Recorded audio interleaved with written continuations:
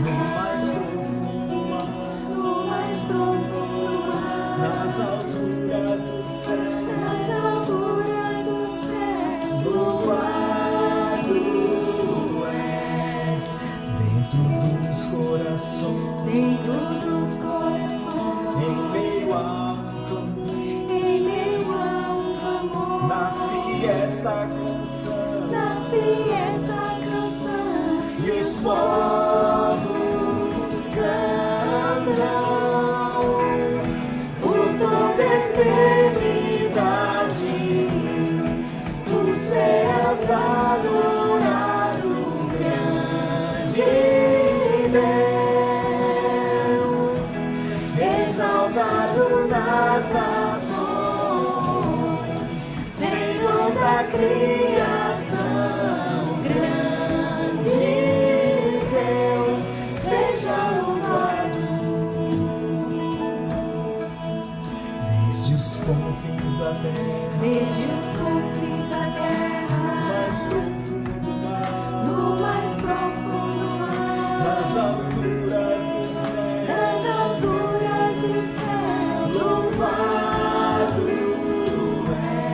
és dentro dos corações,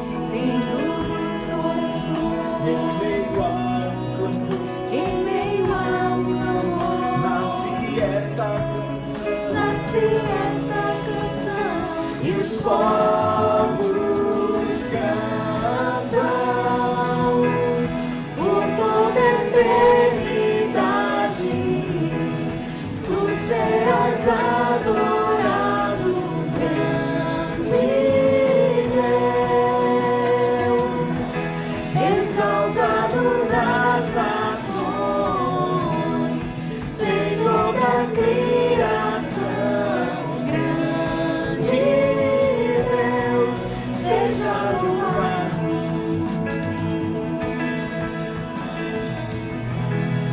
Por toda eternidade,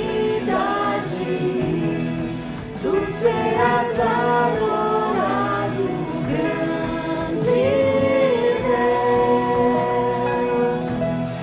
exaltado nas nações, Senhor da criação.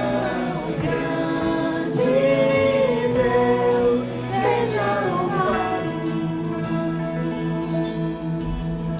Desde os confins da terra,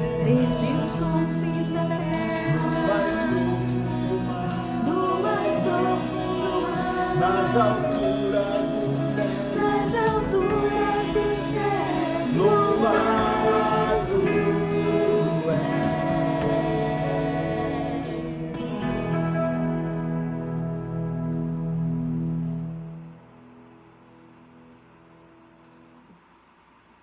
Boa noite, irmãos e amigos da IBRBV. Estamos aqui mais uma vez para prestarmos um culto e adoração ao nosso Deus. Que bom que você está conosco nesta noite. Queremos realmente aqui que você seja edificado, que você possa prestar ao Senhor um culto agradável ao Senhor, um culto transmitindo a alegria do teu coração ao Senhor. Que juntamente conosco, neste culto, você seja abençoado pela palavra do Senhor. E eu quero agora convidá-lo a abrir a sua Bíblia no livro de Mateus, capítulo 7. Abra a sua Bíblia, por favor. Mateus, capítulo 7, vamos ler apenas o verso 24. Mateus, capítulo 7, o verso 24 diz assim: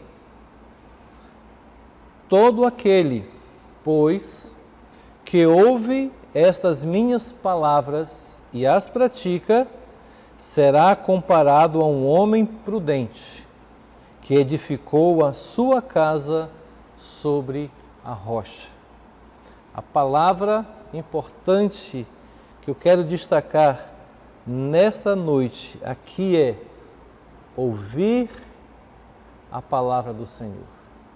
Ouvir e colocá-la em prática. Irmãos, a obediência a Deus Podemos dizer que ela cria em nós, como nós acabamos de ler, uma base, um alicerce, que nos faz permanecer firmes no Senhor a cada dia. Ouvir, obedecendo, colocando em prática a palavra do Senhor. Muitas vezes somos atormentados, muitas vezes somos chacoalhados, vamos dizer assim, por problemas, por dificuldades. Muitas vezes até colocamos em xeque a nossa fé, colocamos em dúvida em algumas vezes. Mas se nós estamos obedecendo a palavra do Senhor, se nós estamos confiando essas verdades do Senhor para a nossa vida diariamente, o nosso alicerce não irá se ruir, o alicerce não irá ser destruído. Então, que a palavra do Senhor se firme no teu coração.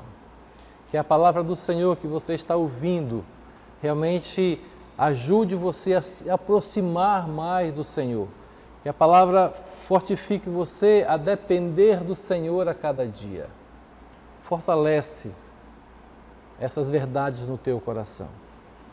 Todo aquele que ouve estas minhas palavras e as pratica, será comparado a um homem prudente que edificou sua casa sobre a rocha. Nada abala. Então, que a palavra do Senhor seja realmente esse alicerce na tua vida. Que nenhuma interferência externa a você, nenhuma tentação, nenhum ataque do inimigo, nem pessoas que se levantam contra você vai abalar a tua fé no Senhor Jesus Cristo. Que o Senhor abençoe a tua vida nesta noite, que você possa louvar conosco ao Senhor, prestando a Ele um culto agradável ao Senhor. Vamos orar. Graças te damos, Pai, por essas verdades que acabamos de ler. Obrigado porque Jesus é o nosso Salvador. Obrigado porque temos a Tua palavra hoje, neste livro, ó Deus, essa liberdade que temos de poder ler, de poder estudar, de poder aplicar em nossas vidas sem nenhuma interferência. Sabemos que somos tentados, somos muitas vezes mal interpretados com aquilo que fazemos, e isso tira de nós, muitas vezes, a alegria, nos entristecemos, mas obrigado porque a Tua palavra é a nossa base, é nosso porto seguro, que Jesus é o nosso porto seguro. Obrigado por esta verdade, Senhor. E que essas palavras que estão sendo lidas, essa palavra que está sendo exposta hoje, Senhor, realmente abençoe a vida dos Teus filhos, fortaleça a fé de cada um, e que essa noite, ó Deus, através dos louvores da Tua palavra, o Senhor receba o nosso culto de gratidão ao Senhor. Obrigado por esta verdade, Pai. Louvamos em nome de Jesus, o nosso Salvador. Amém. Hino número 85 do cantor cristão, Cantai Louvores.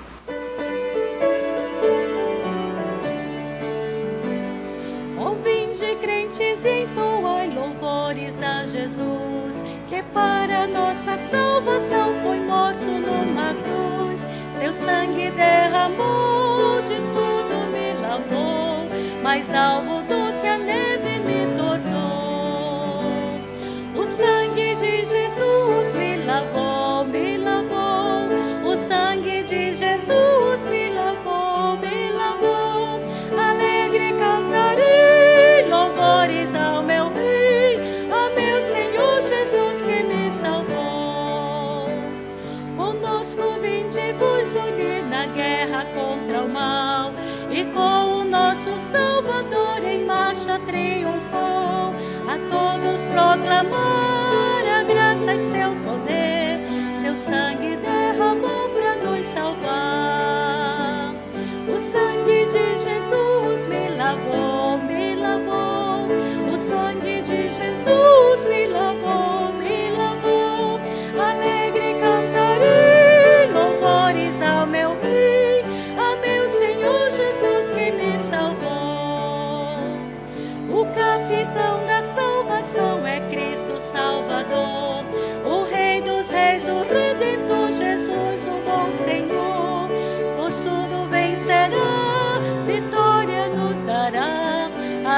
é salvos nos conduzirá. O sangue de Jesus me lavou, me lavou. O sangue de Jesus me lavou, me lavou. Alegre cantarei louvores ao meu Rei, a meu Senhor Jesus que me salvou.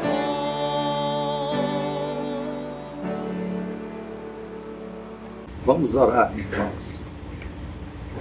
Santo Deus e Pai, graças te damos, Senhor, por mais um dia que Tu nos dás, mais uma oportunidade que temos de podermos Te louvar e Te agradecer, Pai. Senhor, nós Te pedimos, sobretudo, que o Senhor guarde os nossos corações, Pai. Abençoa os nossos irmãos e Te agradecemos porque podemos Te louvar e engrandecer o Teu santo nome, Senhor. Continua, Senhor, nos abençoando nesses momentos, Senhor. Livra-nos dos males, perdoa os nossos pecados, Pai. Nós sabemos que o Senhor é soberano, tudo que o Senhor tem permitido, Senhor, nós aceitamos, Senhor, porque o Senhor é Deus soberano sobre todas as coisas. E abençoa-nos, Senhor, e nos guarde e alimenta-nos espiritualmente. É no nome de Jesus que nós fazemos. Amém.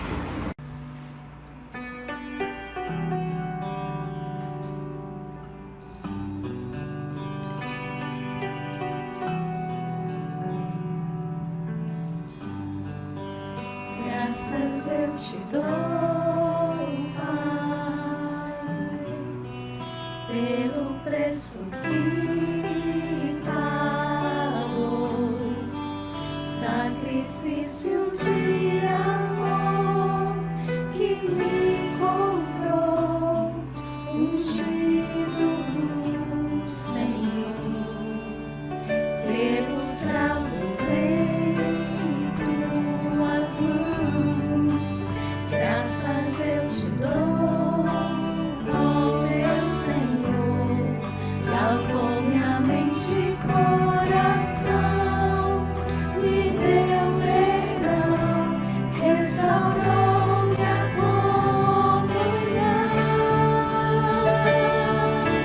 Digno é o Senhor, sobre o trono está.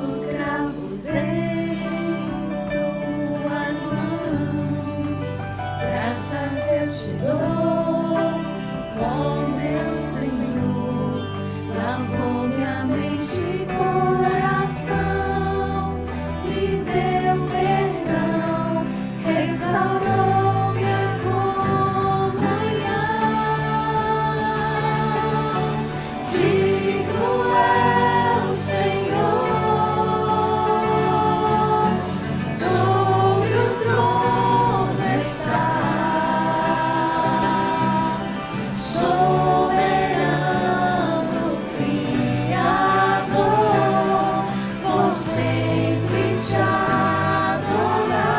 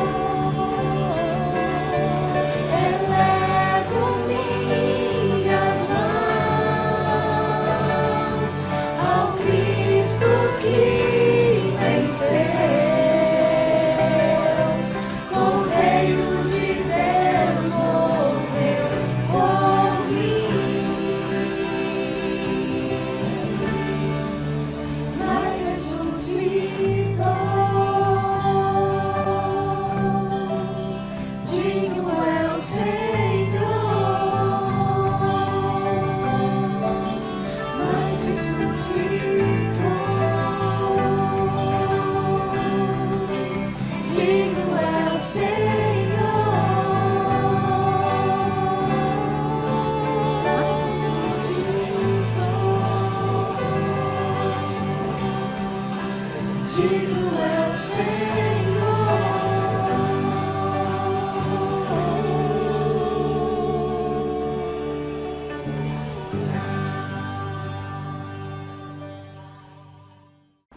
Voltamos, agradecemos aos irmãos que têm participado do nosso culto e vamos agora estudar a palavra do Senhor. Como os irmãos já estão acostumados, todos os domingos à noite nós estamos aqui estudando o livro de Filipenses. Já terminamos os capítulos 1 e 2, iniciamos uma pouca introdução no capítulo 3 semana passada e hoje vamos estudar Vamos começar a estudar do versículo 1 até o versículo 11 do capítulo 3. Irmãos, esse texto é muito rico, tem muitas informações preciosas para nós aqui nesse texto. E eu creio que possivelmente nós não vamos terminar hoje. Então, quando nós dermos o nosso tempo, nós temos um tempo certo, um determinado tempo aqui, limitado, nós vamos parar e vamos continuar, se Deus quiser, na próxima semana. Tá bom?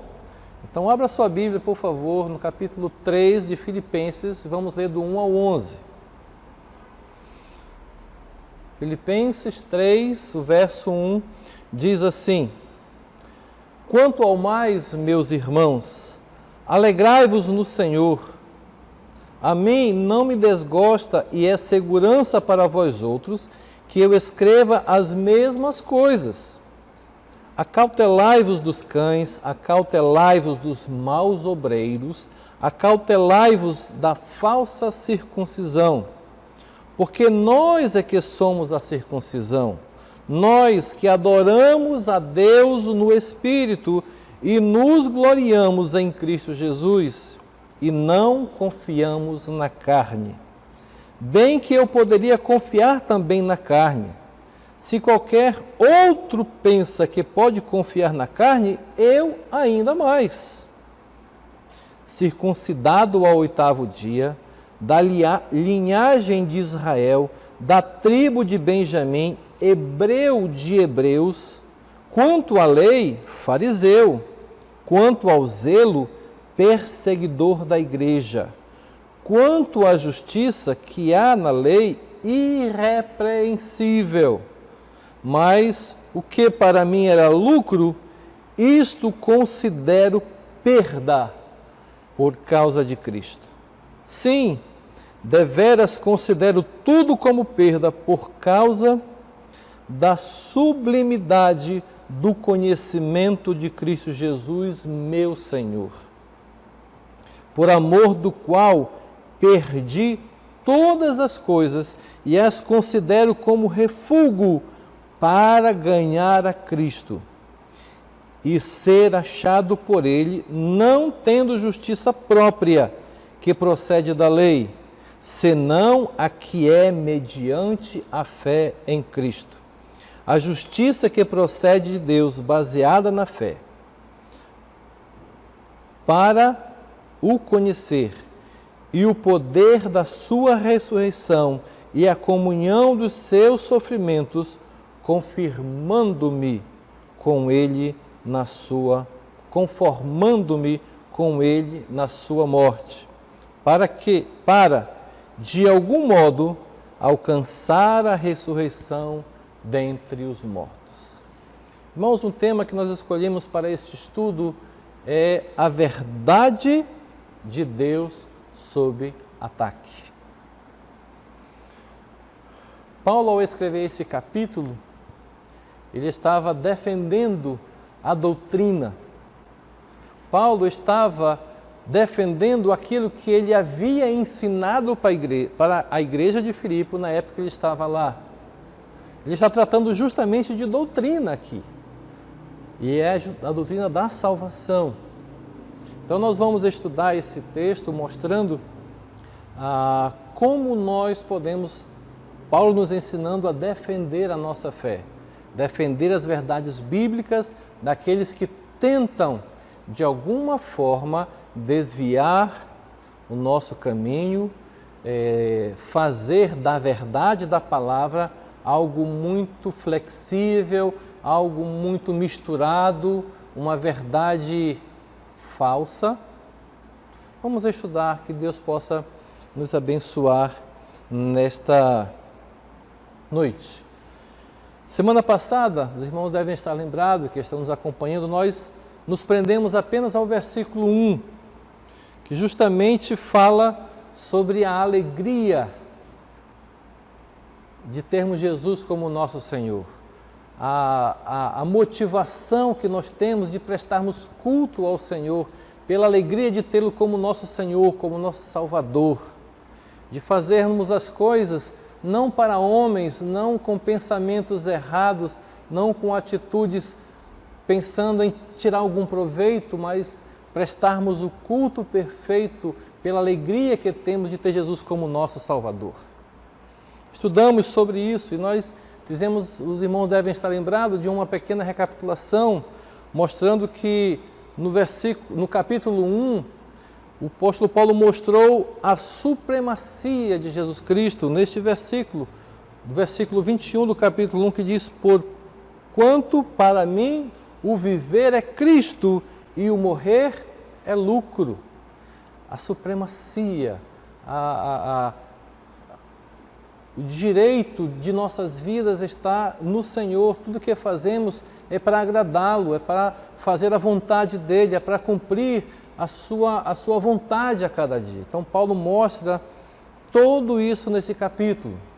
No capítulo 2 nós vimos que Paulo mostrou a primazia de Cristo. No versículo 4 do capítulo 2 diz: não tenha cada um em vista o que é propriamente seu, senão também cada qual o que é dos outros. Dar prioridade aos outros.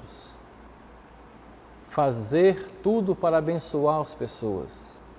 Se unir como igreja, se unir como uma família e assim defender a sua fé, colocando Jesus em primeiro lugar, tendo a primazia em todas as áreas de nossas vidas. E nós falamos também que a partir deste capítulo 3, o apóstolo Paulo vem dar atenção àquilo que ele havia ensinado à igreja, que era a verdade, a doutrina, a forma correta de se entender sobre a salvação.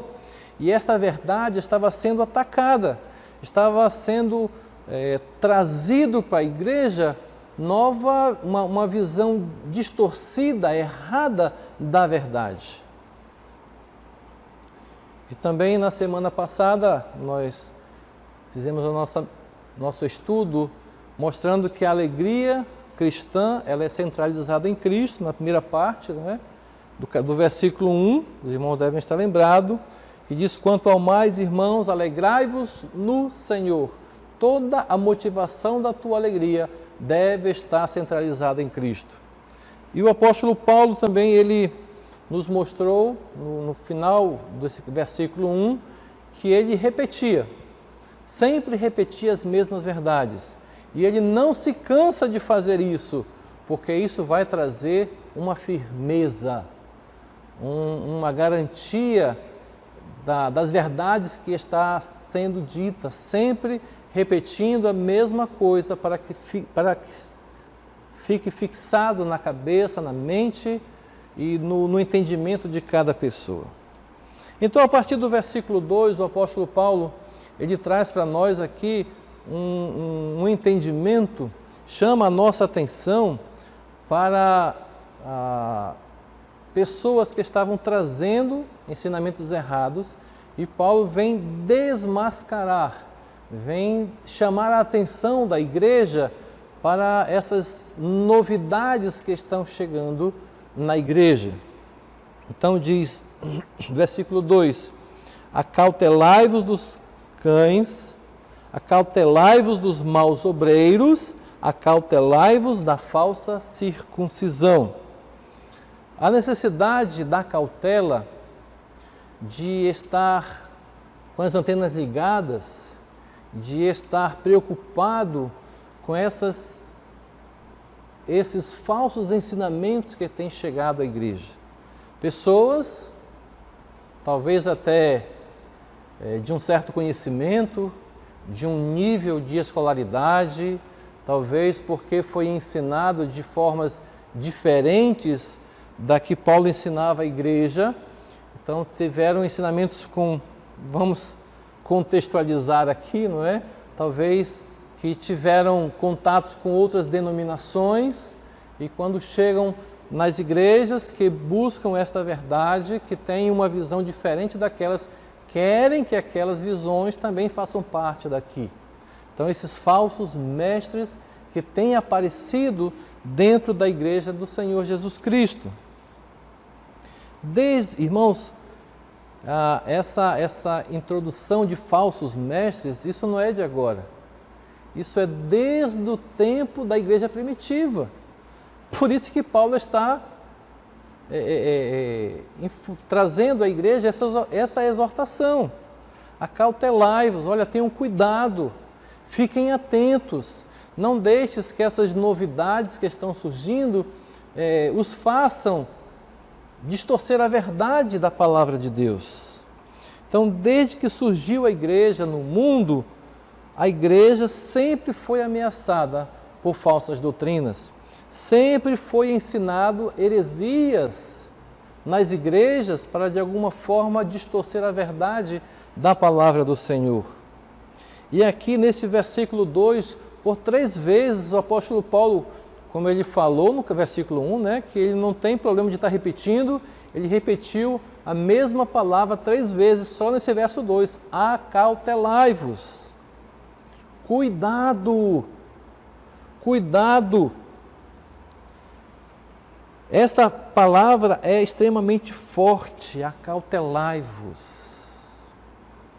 Fiquem atentos a essas coisas que estão surgindo.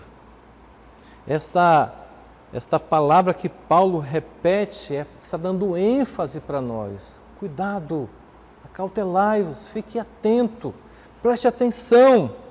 Ele quer que a igreja mantenha os seus olhos abertos e ela seja vigilante para esses lobos vestidos em pele de cordeiros que muitas vezes vêm entrando, se introduzindo no meio do rebanho, trazendo coisas que não edificam e que também, muitas vezes até traz um certo prazer para a pessoa, mas não é o que Deus quer para a nossa vida. Como falamos, isso já não é de agora, isso é desde a igreja primitiva. Abra sua Bíblia, para nós confirmarmos isso, em Atos, capítulo 20, Atos 20, os versos 29 e 30 diz assim: eu sei que depois da minha partida, entre vós penetrarão lobos vorazes que não pouparão o rebanho, e que dentre vós mesmos se levantarão homens falando coisas pervertidas para arrastar os discípulos atrás deles. Então, aqui a igreja está sendo ensinada para ter cuidado com essas pessoas tão boazinhas, tão generosas, tão cuidadosas, tão atenciosas, mas o seu ensinamento está indo contra a verdade da palavra do Senhor, a verdade que aquela igreja foi instruída. A heresia, ela tem várias faces, elas vêm de várias formas, mas podemos dizer que o seu veneno é mortal. Ela destrói a igreja de Cristo.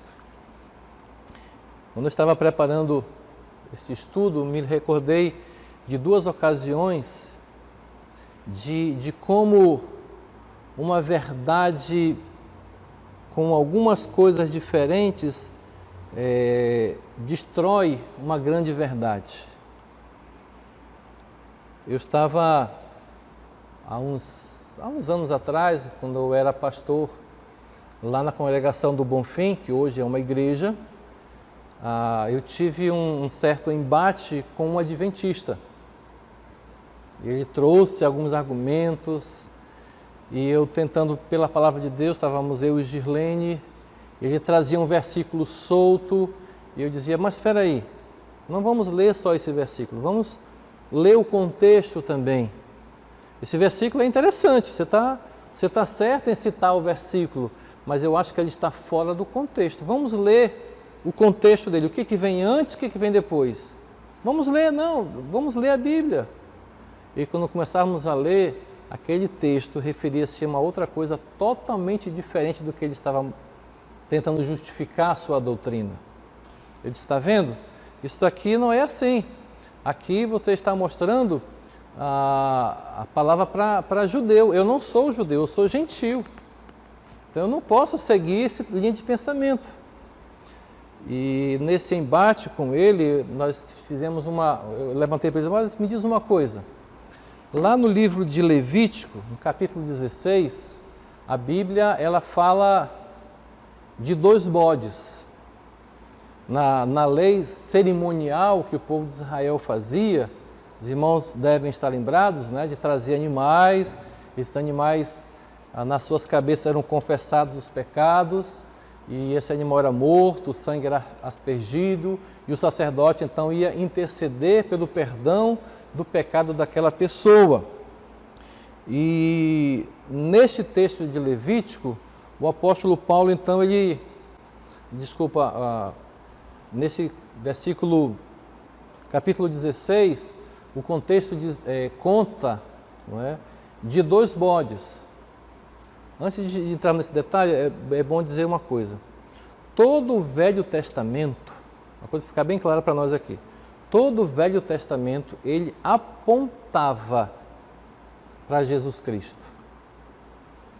Tudo que nós fôssemos fazer um resumo de cada livro, em cada livro nós temos uma referência dizendo que é Jesus. Ele é o nosso Cordeiro Pascal. Então toda a lei cerimonial no Cordeiro, Jesus é o nosso Cordeiro. Só um exemplo aqui.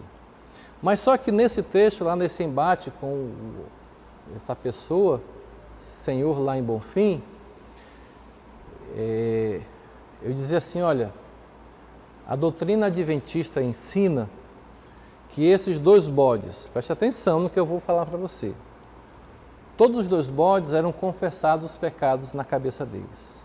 Um dos bodes, ele era morto, era imolado. O sangue era juntado e misturado também com o sangue de um novilho, e era feita então a oferta ao Senhor.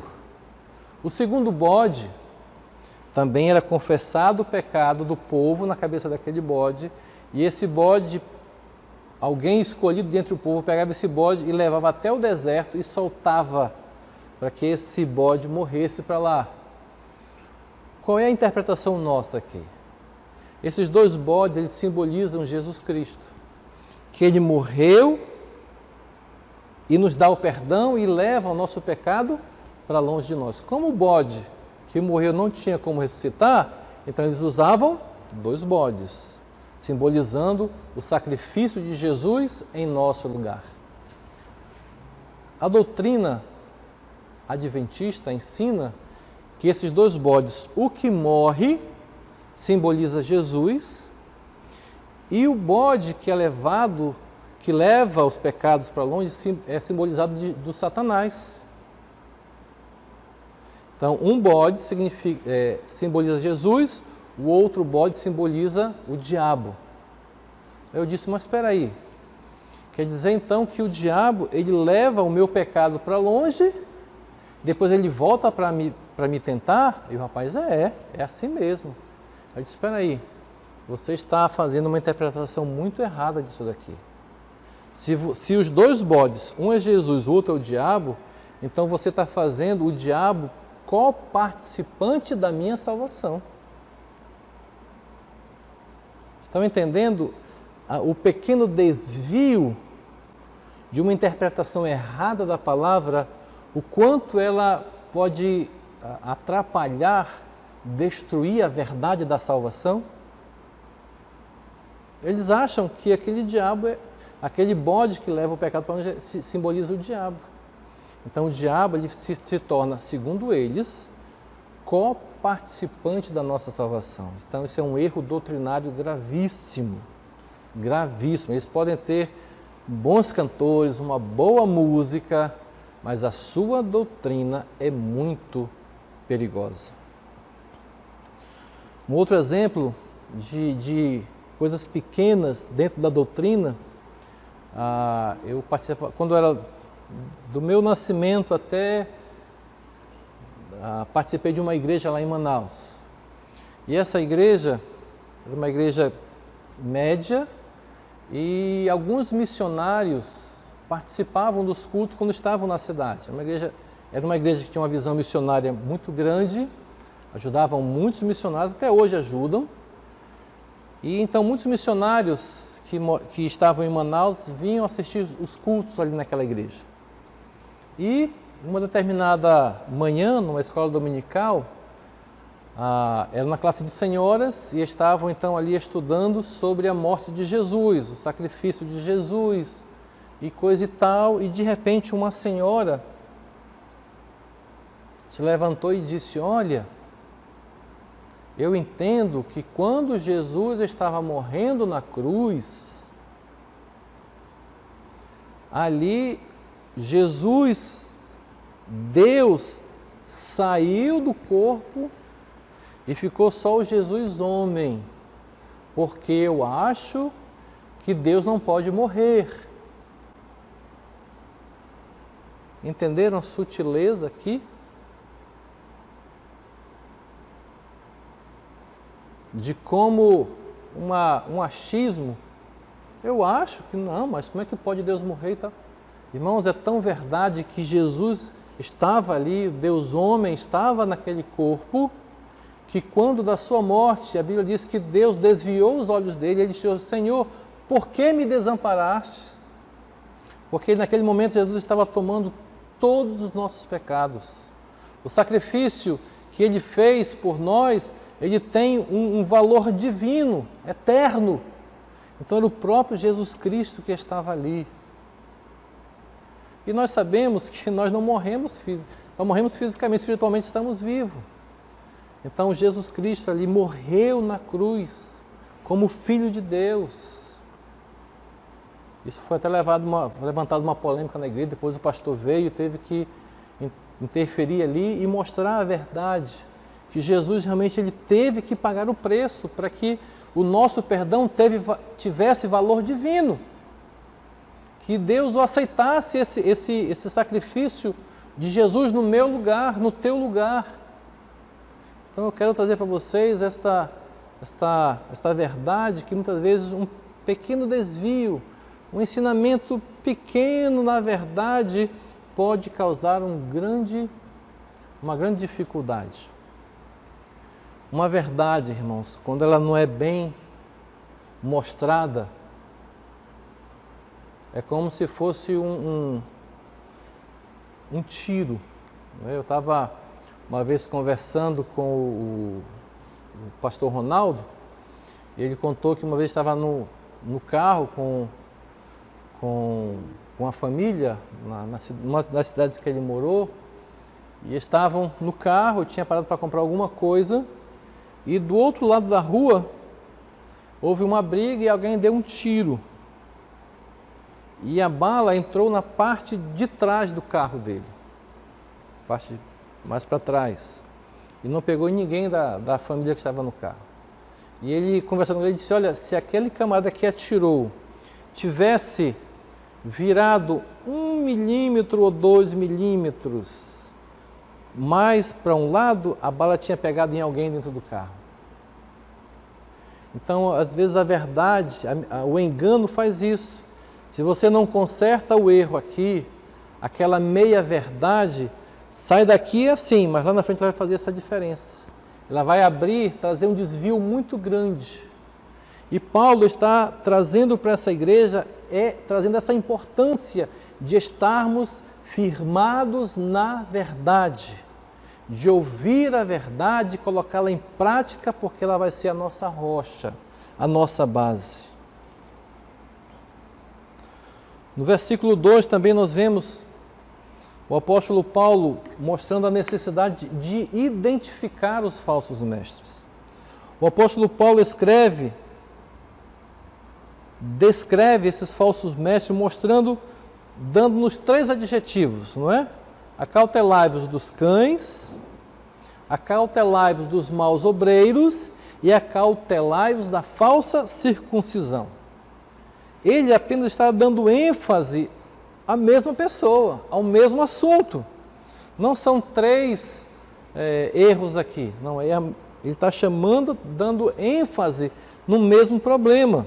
Ele está usando três adjetivos, falando do mesmo grupo com pequenas diferenças. Paulo tem em mente uma única espécie de inimigo. Alguém que está ensinando algo errado na igreja.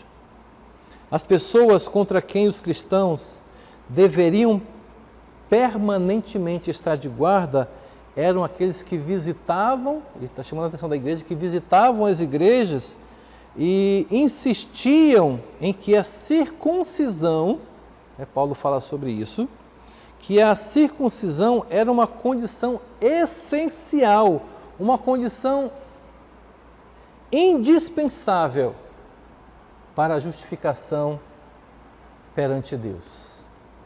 Vocês estão entendendo aqui, os falsos mestres, eles estavam dizendo, chegavam na igreja e diziam, olha, você traz Jesus como Salvador? Ótimo.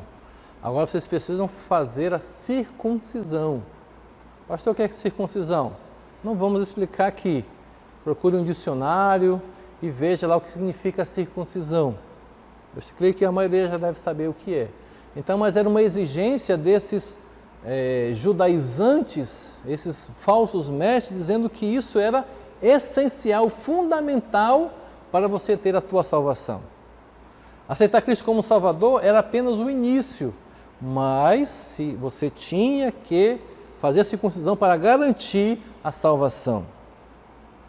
Esses mestres judaizantes queriam inserir na mensagem do Evangelho a obrigatoriedade da circuncisão como uma condição para a salvação. E como falamos, isso é desde o início. Se você abrir sua Bíblia no capítulo 15 de Atos, Atos 15, verso 1 diz assim, Atos 15, 1, alguns indivíduos que desceram da Judéia ensinaram aos irmãos, se não vos circuncidardes segundo o costume de Moisés, não podereis ser salvos. Está lá, Atos 15, 1. Então assim, para esses judaizantes, a salvação deixava de ser pela fé, do crer, e passava a depender. A salvação então passava a depender de um esforço humano. A salvação dependia de uma decisão humana. Se a pessoa não quisesse fazer, então a salvação não era garantida. Então os judaizantes, esses falsos mestres, atacavam a doutrina da salvação unicamente com o intuito de distorcê-la. Porque a salvação é pela graça e é em Jesus Cristo. E eles tentavam substituir essa graça pelo esforço humano. Eles até queriam autenticar a graça com um mérito humano. Jesus fez, mas eu tenho que ajudar. Eu tenho que fazer para complementar a minha salvação.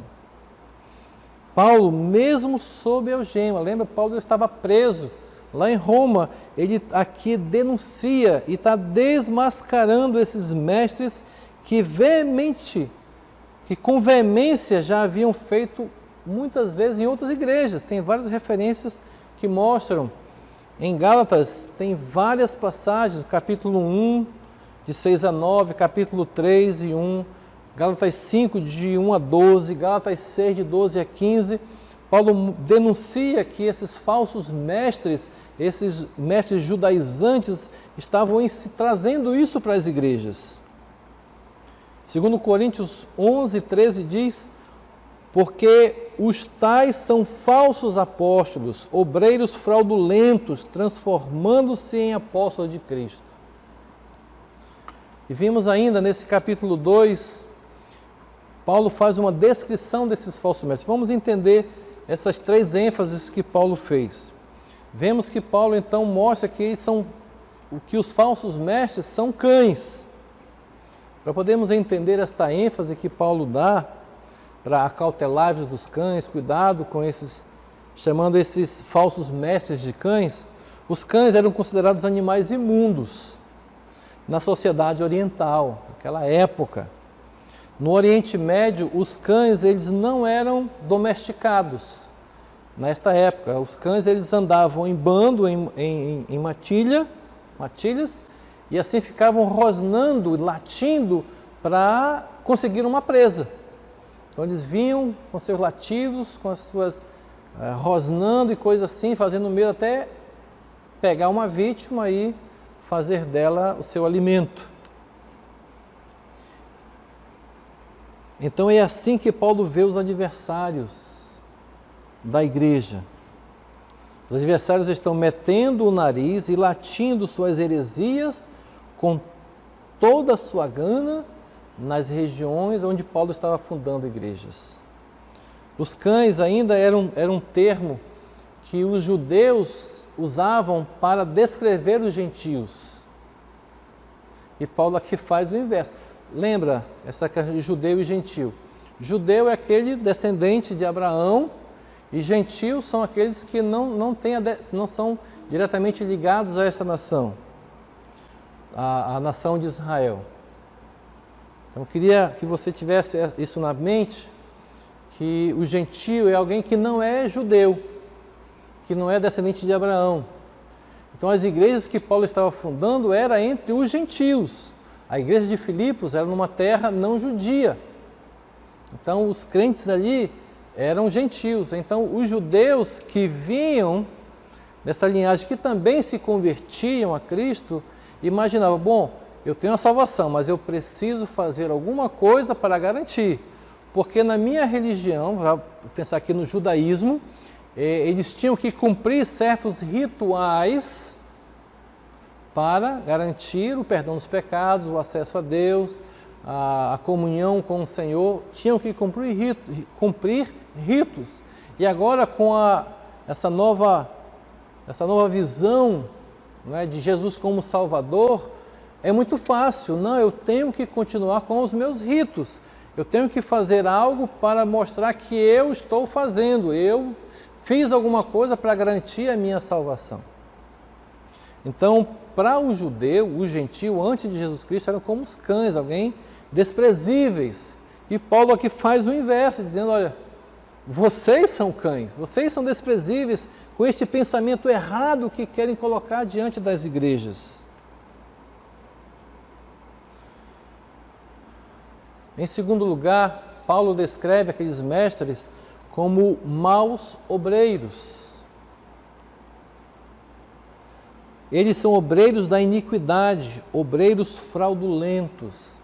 Em 2 Coríntios capítulo 11 e o verso 13 diz assim, porque os tais são falsos apóstolos, obreiros fraudulentos, transformando-se em apóstolos de Cristo.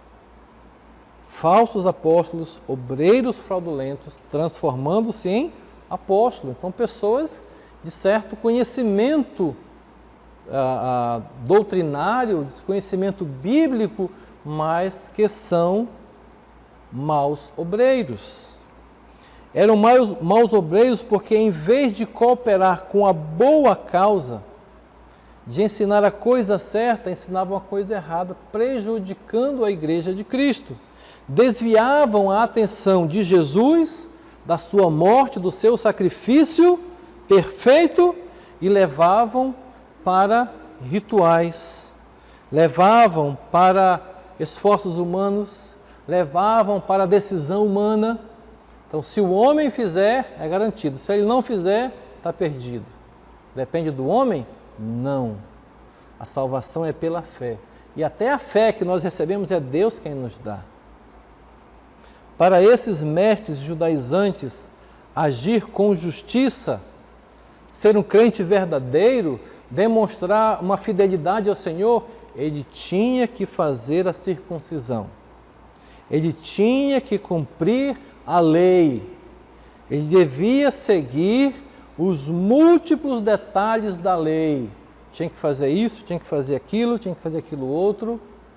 E muitas vezes não é assim que Deus quer que façamos, que nós tenhamos em mente que a salvação não depende do que eu faço, nem do que eu deixo de fazer. A salvação ela é única e exclusivamente vinda de Deus. O único trabalho que eu tenho é só receber. E essa fé que eu recebo, que eu tenho para receber, é o próprio Deus que coloca em nós. A Bíblia diz que o Espírito Santo nos convence. É Ele que já faz isso em mim. Eu só tenho que, eu quero, eu aceito, me perdoa. E a pessoa é levada então a cumprir a palavra do Senhor. Não precisa fazer nenhum esforço.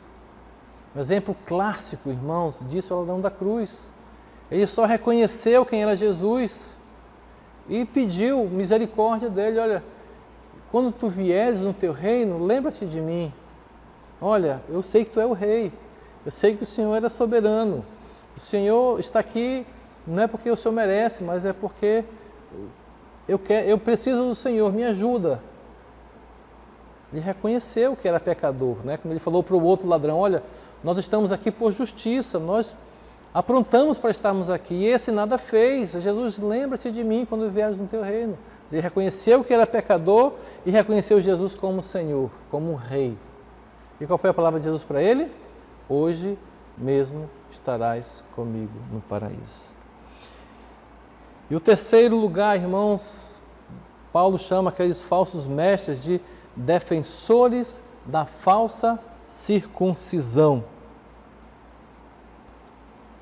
Embora não houvesse nada de errado com a circuncisão, não estamos pregando, nós estamos falando, Paulo dizia, olha, eu não estou falando nada de mal da circuncisão. Eu estou apenas defendendo o erro de ensinar que a salvação depende da circuncisão. É isso que Paulo está falando. Para os falsos mestres, para garantir a salvação, ele teria que ser circuncidado. É isso que Paulo está combatendo. Nesse sentido, a circuncisão havia se tornado um rito vazio e sem sentido. A circuncisão,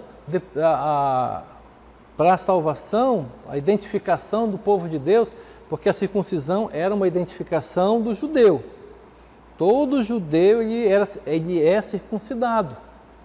Então isso é uma identificação da raça, do povo, da nação judia.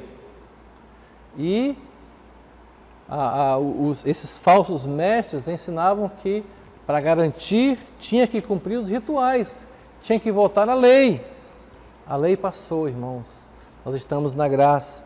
Não precisamos fazer nada para sermos salvos. Não precisamos fazer nada para garantir a nossa entrada no céu. Uma vez salvo, salvo para sempre. Ah, mas é muito fácil. Se alguém está em Cristo, 1 Coríntios 5,17. Se alguém está em Cristo, é nova criatura. As coisas velhas passaram. Eis que tudo se fez novo. Então, se a pessoa que pensa que é salva e peca porque acha que é salva, ele não é salvo. Ele não é um convertido, ele é um convencido. O convencido é aquele que pensa que é, mas não é. Então, se você, porque aquele pastor bebeu, adulterou, ele perdeu a salvação, quem disse que ele era salvo? Podia até ser pastor, mas quem disse que era salvo? Então, irmãos, não devemos confundir salvação com impecabilidade. Quem é salvo continua pecando. Não somos praticantes do pecado, é diferente, mas pecamos. E João 1,8 diz: se confessarmos os nossos pecados, Deus é fiel e justo para nos perdoar e nos purificar. Então, uma vez salvo, segundo a palavra do Senhor, nada pode nos separar do amor de Deus. Os mestres judaizantes trocavam a graça de Deus por um rito físico. Eles se vangloriavam de uma incisão na carne, em vez de se gloriar na mudança que houve no coração. Paulo escarnece dessa falsa doutrina, essa mentira que eles tanto se gloriavam. esse rito da circuncisão. Paulo ri, olha, vocês não devem confiar nisso, vocês devem confiar no Senhor, confiem na graça, é a graça que traz a salvação. Então Paulo nesse versículo 2 vem trazendo tudo isso para nós. Podemos aprender ainda nesse versículo 2 que a circuncisão ela foi instituída por Deus. Paulo diz, o problema não é a circuncisão, porque foi Deus que a instituiu. É um símbolo do pacto de Abraão com o Senhor. Deus fez esse pacto com Abraão. Era uma identificação da descendência e a partir dali então, ao 8º dia, todo homem tinha que ser circuncidado. E Paulo então interpreta essa circuncisão como um selo da justiça da fé. Romanos capítulo 4, vamos ler esse texto, Romanos 4, a partir do verso 11, diz assim, até o 13. Ao receber o sinal da circuncisão, como selo da justiça, da fé que teve quando ainda incircunciso, para vir a ser o pai de todos os que creem, embora não circuncidados, a fim de que lhes fosse imputada a justiça e pai da circuncisão, isto é, daqueles que não são apenas circuncisos, mas também andam nas pisadas da fé que teve Abraão, nosso pai, antes de ser circuncidado. Não foi por intermédio da lei que Abraão ou a sua descendência coube a promessa de ser herdeiro do mundo, e sim mediante a justiça da fé. Paulo está dizendo, olha, Abraão, o pacto foi feito com Abraão, a partir dele, então, a sua descendência tinha que fazer a circuncisão para identificar este pacto que Deus havia feito. Mas a circuncisão não foi que Deus escolheu Abraão. Abraão, quando foi escolhido, ele era incircunciso. Então, ser circuncidado ou não ser circuncidado independe. Deus escolheu pela fé. E Abraão se tornou nosso pai na fé. Ah, porque Abraão é meu pai, eu tenho que me circuncidar. Não, é pela fé, ele é meu pai na fé. Porque ele creu naquilo que ele ouviu, ele creu e agiu conforme Deus quer. E por isso Deus imputou essa justiça a ele, essa verdade a ele. E Paulo então diz que os sacramentos do batismo substituem esse rito. Se é uma identificação, então o batismo também é uma identificação de que você é a nova criatura, não precisa circuncidar, batizando. Você, ao ser batizado, está testemunhando do que aconteceu internamente com você. Não precisa marcar o teu corpo com isso. O apóstolo Paulo diz que só a circuncisão do coração torna alguém espiritualmente judeu. Romanos 2, 28 e 29 diz: porque não é judeu quem o é apenas exteriormente, nem é circuncisão a que é somente na carne. Porém, judeu é aquele que o é interiormente, e circuncisão a que é do coração, no espírito, não somente a letra, e cujo louvor não procede dos homens, mas de Deus. Escute, somente aqueles que creem, que têm fé, são filhos espirituais de Abraão. Gálatas 3:29 diz: e se sois de Cristo, também sois descendentes de Abraão e herdeiros da promessa, segundo a promessa. Vamos correr, não dá tempo de nós terminarmos hoje, pelo menos a primeira parte. Esse é o versículo 2. No versículo 3, Paulo então vem identificar quem é o povo de Deus. Versículo 3 diz, leia na sua Bíblia aí: porque nós é que somos a circuncisão, nós que adoramos a Deus no Espírito, e nós que gloriamos a Cristo Jesus e não confiamos na carne. Assim como Paulo fez uma tríplice descrição do falso mestre, né? Cães, maus obreiros e da circuncisão, ele também faz essa tríplice identificação do povo de Deus. Então, como é que Paulo descreve o povo de Deus?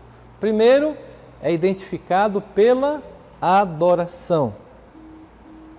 A questão não é a palavra adoração, não é adorar simplesmente, mas a quem ela é prestada. Quem é que está sendo adorado? Qual é a forma que se está prestando esta adoração? A igreja adora a Deus e o faz mediante a ação do Espírito Santo. A quem você está adorando? Qual é a forma que você está adorando? Deixa eu chamar a sua atenção aqui nesta frase que eu vou postar aqui. Preste atenção no que eu vou colocar aqui. Leia comigo. Toda adoração que não é prestada a Deus é idolatria. Ouviu isso bem? Ficou claro para você? Toda adoração que não é dada a Deus, ela é idolatria. E toda adoração oferecida a Deus sem a ação do Espírito Santo, essa adoração não é aceitável. Vou repetir. Toda adoração que não é prestada a Deus, essa adoração é idolatria. E toda adoração oferecida, prestada, dada a Deus, sem a ação do Espírito Santo, essa adoração não é aceitada por Deus. Irmãos, é perfeitamente possível que alguém seja capaz de observar meticulosamente todas as práticas externas da sua religião e ao mesmo tempo esteja obrigado a fazer tudo de qualquer jeito, se tem que ser feito e coisa assim, e dentro do seu coração ter a inveja, ter a amargura, ter o orgulho. Eu fiz para o Senhor, estou aqui cantando, eu estou fazendo isso e coisa e tal. E não ser para Deus essa adoração. Eu lembro, alguns anos atrás, ainda quando estávamos aqui, eu não lembro quem é a pessoa, graças a Deus eu não lembro. Mas eu lembro de um cantor que estava numa conferência, há uns anos atrás, 10, 15 anos atrás, não lembro agora. Mas eu lembro aqui numa sala ali, ao lado, perto do piano, nós íamos começar o culto e o pastor, na época, falava para a pessoa assim, olha, você vai cantar 1, 2 vezes só e tal. Ele disse, não, peraí, eu tenho que cantar mais. Porque você sabe, né? O cantor que não canta não vende CD. Então eu tenho que cantar mais para as pessoas poderem comprar CD. Estão entendendo o que aconteceu aqui? A pessoa ela estava prestando um culto a Deus, mas a sua intenção não era adorar a Deus, era vender CD, era ganhar dinheiro. Então toda adoração que não é prestada a Deus, ela é idolatria. E se essa adoração não é oferecida, se é oferecida a Deus, não está debaixo da orientação, da ação do Espírito Santo, ela não é aceita. Os fariseus estavam nas sinagogas, você vê um exemplo aqui, não é? Lá em Mateus capítulo 12, quando Jesus estava na sinagoga com os fariseus, apareceu um homem com uma das mãos seca, né? Uma das mãos ressequida. E os fariseus ficaram olhando, disseram que ele vai curar no sábado, pode curar no sábado. Jesus disse, olha, tem que ser feita a bondade, tem que ser feito pelo amor das pessoas. E Jesus então curou aquele homem da mão ressequida. E o texto diz que os fariseus, eles estavam na sinagoga e no seu coração começaram a tramar a morte de Jesus. Isso identifica alguma coisa? Pessoas dentro da igreja, prestando culto, mas criando problemas. A visão é para fazer a sua vontade. A sua visão é querer ser beneficiado com o que está acontecendo. Se você está num culto e não está realmente sendo direcionado pelo Espírito Santo, a tua adoração não está sendo aceita por Deus. Se você está adorando sem pensar em Deus, isso é idolatria. Não adianta vir para a igreja, cantar, levantar a mão, fechar os olhos, fazer uma cara de contrição, de fervor, mas se o coração está longe dessa verdade, do que está cantando. É só para as pessoas verem o espiritual que és. Pessoas, isso, irmãos, eu não estou falando do grupo de louvor, não, por favor, não entendam isso. Estou falando de pessoas sinceras, pessoas da igreja, que não têm esse entendimento, estão louvando, achando que é de qualquer jeito, é só estar aqui para marcar presença, para as pessoas verem, para ter um tempo de comunhão depois, e isso está errado. Paulo está dizendo aqui, o verdadeiro adorador a Deus, ele é identificado pela adoração, a adoração perfeita ao Senhor. O circunciso, o dependente do Senhor, ele adora perfeitamente. Uma segunda descrição que Paulo faz do povo de Deus, ele é identificado pela centralidade da sua vida em Cristo. O centro da sua vida é Jesus Cristo. O povo de Deus aprecia plenamente quem Cristo é e o que Cristo faz nele. Isso, com toda a sua exultação, faz realmente sincero ao Senhor, faz da forma correta. O seu prazer na sua vida, a sua confiança estão em Cristo. Não é para os outros verem, irmãos. Gloriar-se em Cristo é ter nele todo o seu prazer. Estar com a vida centralizada em Cristo, irmãos, é ter todo o deleite da sua vida em Cristo Jesus. Não é o filho, não é o carro, não é a sua casa. A sua maior alegria é o Senhor Jesus Cristo. Ele nos é suficiente, Ele nos satisfaz plenamente. Está centralizado em Cristo. O Senhor é o objeto da exultação de todos os crentes. 1 Coríntios 1:31 e 2 Coríntios 10:17 diz: aquele que se gloria, glorie-se no Senhor. E o terceiro, que descreve o povo de Deus. O povo de Deus ele é identificado pela sua decisão de não confiar na carne. A carne aqui, ela está centralizada na pessoa. A carne é você. A minha adoração está sentada em mim. A palavra carne aqui, ela representa toda a religião produzida pessoalmente no coração e no estado de espírito. Satisfazer a você. É a sua carne que está em destaque, não é Jesus Cristo. A carne ela é reconhecida no fato de que o ser humano continua voltado para si mesmo. Paulo mostra aqui que não confia na carne, dizendo que a pessoa que ela confia em si mesmo e se gloria a si mesmo. Estou na igreja, mas é eu que sou importante, eu que sou bom. Isso nos lembra a parábola que Jesus nos conta em Lucas capítulo 18, a partir do verso 9, ele conta de dois homens, um fariseu. Quem era o fariseu? Alguém que estudava a lei, alguém que conhecia o Pentateuco, conhecia a lei, alguém religioso da época, e um publicano. O publicano era um cobrador de impostos, um gentil. E Jesus conta que os dois foram orar. E o fariseu diz que ele em pé, com as mãos levantadas, eu creio, dizia: Senhor, em voz alta, obrigado porque eu não sou como este publicano que está aqui. Obrigado porque eu dou o dízimo. Obrigado porque eu tenho isso, eu tenho aquilo outro, que eu faço isso. Obrigado. E em voz alta.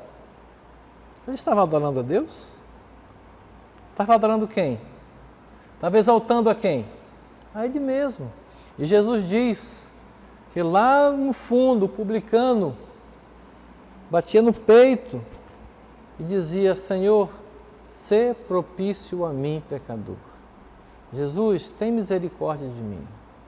Humilde, em silêncio, reconhecendo o seu estado, reconhecendo quem é o Senhor, que perdoa pecados, que abençoa, que ajuda. Jesus disse: olha, dos dois, o publicano saiu, a sua oração foi a vida do céu. Então, muito cuidado com o tipo que estamos fazendo, adoração centrada em nós mesmos. Os falsos mestres estavam confiados na carne, estavam confiados nos rituais, nas cerimônias externas, na apresentação das coisas, nas realizações humanas. Mas a igreja de Cristo é um povo que põe a sua confiança em Deus. A sua fé é na pessoa bendita do nosso único e suficiente Salvador Jesus Cristo. Irmãos, o cristianismo não é aquilo que nós fazemos para Deus. O cristianismo é o que Deus fez por nós. Não é o que eu faço, é o que Ele já fez. Nós confiamos no que... nós confiamos no que fazemos ou deixamos de fazer. Não devemos fazer isso. Eu sou um crente porque eu faço isso, isso e isso. Não. Eu sou crente porque eu tenho Jesus como meu único e suficiente Salvador. Deus já fez por mim. Eu tenho a salvação, ponto. Então Paulo descreve o povo de Deus. Ele é identificado pela adoração. Ele é identificado porque a sua vida está centralizada na vida de Cristo. E é identificado porque a sua decisão não confia no que Ele é. Ser propício a mim, pecador. Meu irmão, não temos como continuar. Nós temos ainda os versículos de 4 até 11. Então vamos parar aqui. Se Deus quiser, próxima semana vamos dar continuidade, tá bom? Deus o abençoe, vamos orar.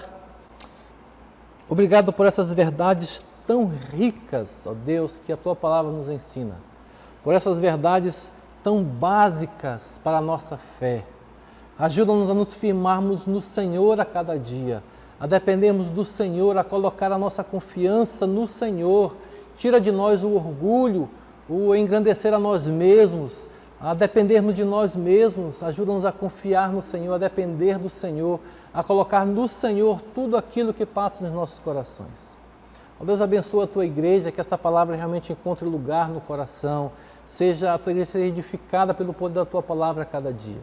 Abençoa esta semana, dá à Tua igreja uma semana abençoada, dá à Tua igreja uma semana debaixo da Tua graça, que essa semana tenhamos muitas boas notícias. Seja uma semana realmente onde a Tua graça será derramada sobre nós, onde a Tua misericórdia será renovada sobre a vida de cada um dos Teus filhos. Que seja uma semana abençoada a cada um. Direciona-nos, ó Deus, e nos proteja em nome de Jesus. Amém e amém. Deus o abençoe. Hino número 8 do cantor cristão, Adoração.